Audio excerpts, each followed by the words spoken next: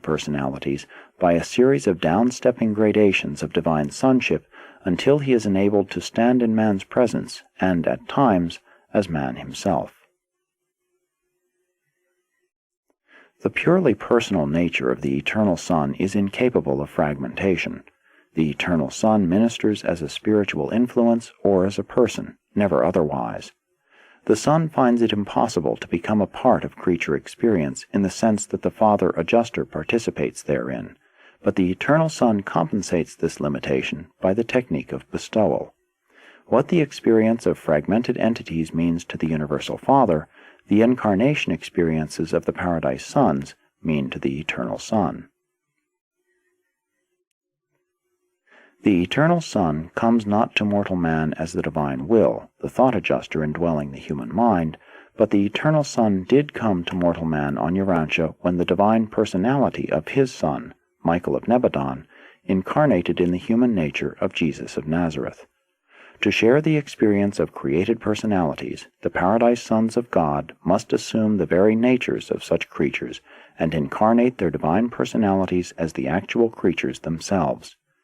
Incarnation, the secret of St. Arrington, is the technique of the Son's escape from the otherwise all-encompassing fetters of personality absolutism. Long, long ago, the Eternal Son bestowed himself upon each of the circuits of the central creation for the enlightenment and advancement of all the inhabitants and pilgrims of Havona, including the ascending pilgrims of time. On none of these 7 bestowals did he function as either an ascender or a Havoner. He existed as himself. His experience was unique. It was not with or as a human or other pilgrim, but in some way associative in the superpersonal sense. Neither did he pass through the rest that intervenes between the inner Havona circuit and the shores of paradise. It is not possible for him, an absolute being, to suspend consciousness of personality, for in him center all lines of spiritual gravity. And during the times of these bestowals, the central paradise lodgment of spiritual luminosity was undimmed, and the Son's grasp of universal spirit gravity was undiminished. The bestowals of the Eternal Son in Havona are not within the scope of human imagination. They were transcendental. He added to the experience of all Havona, then and subsequently, but we do not know whether he added to the supposed experiential capacity of his existential nature. That would fall within the bestowal mystery of the Paradise Sons. We do, however, believe that whatever the Eternal Son acquired on these bestowal missions, he has ever since retained, but we do not know what it is. Whatever our difficulty in comprehending the bestowals of the second person of deity, we do comprehend the Havona bestowal of a Son of the Eternal Son, who literally passed through the circuits of the central universe and actually shared those experiences which constitute an ascender's preparation for deity attainment. This was the original Michael, the firstborn Creator Son, and he passed through the life experiences of the ascending pilgrims from circuit to circuit, personally journeying a stage of each circle with them in the days of Grand Fonda, the first of all mortals to attain Havona. Whatever else this original Michael revealed, he made the transcendent bestowal of the original Mother's Son real to the creatures of Havona, so real that forevermore each pilgrim of time who labors in the adventure of making the Havona circuits is cheered and strengthened by the certain knowledge that the Eternal Son of God 7 times abdicated the power and glory of paradise to participate in the experiences of the time-space pilgrims on the 7 circuits of progressive Havona attainment. The Eternal Son is the exemplary inspiration for all the sons of God in their ministrations of bestowal throughout the universes of time and space. The coordinate Creator Sons and the associate magisterial sons, together with other unrevealed orders of sonship, all partake of this wonderful willingness to bestow themselves upon the varied orders of creature life and as the creatures themselves. Therefore, in spirit and because of kinship of nature as well as fact of origin, it becomes true that in the bestowal of each Son of God upon the worlds of space, in and through and by these bestowals, the Eternal Son has bestowed himself upon the intelligent will creatures of the universes. In spirit and nature, if not in all attributes, Each Paradise Son is a divinely perfect portraiture of the original Son. It is literally true, whosoever has seen a Paradise Son has seen the eternal Son of God. 6. The Paradise Sons of God. The lack of a knowledge of the multiple sons of God is a source of great confusion on Urantia, and this ignorance persists in the face of such statements as the record of a conclave of these divine personalities, when the sons of God proclaimed joy and all of the morning stars sang together. Every millennium of sector standard time, the various orders of the divine sons foregather for their periodic conclaves. The Eternal Son is the personal source of the adorable attributes of mercy and service which so abundantly characterize all orders of the descending sons of God as they function throughout creation.